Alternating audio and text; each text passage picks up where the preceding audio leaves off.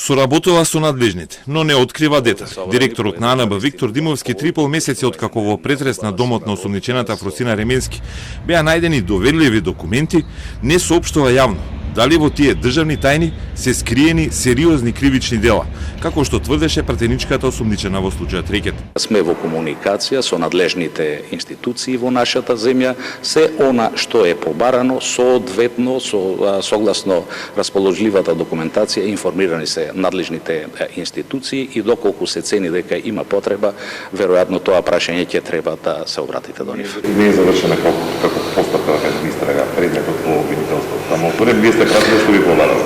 Тоа е одговорот. Прашањето дали е отпочната, дали е во тек или е завршена истрагата, ќе ве молам да го патите до надлежното обвинителство. Директорот Димовски тврди дека новата агенција стара неполни 5 месеци функционира добро и согласно законот, наспроти претходничката УБК, која мораше да згасне после честите злоупотреби на тајната служба. Задачата што ја имаме, да го реформираме безбедносниот сектор, да ги избегнеме замките и злоупотребите кои што беа правени во минатото и впрочем точно поради кои се приде кон реформа на безбедносниот сектор, агенцијата нема да падне во таа замка. Ние ќе продолжиме да работиме согласно со законот. За нови кадри во службата, по свежа крв, Димовски дојде на Универзитетот Кирил и Методи.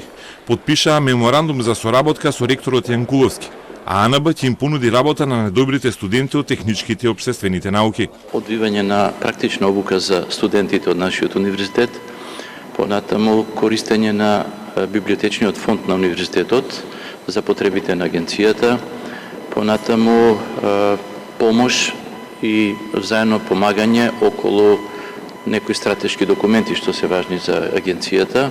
За соработка АНБ ќе подпише договори и со останатите македонски универзитети.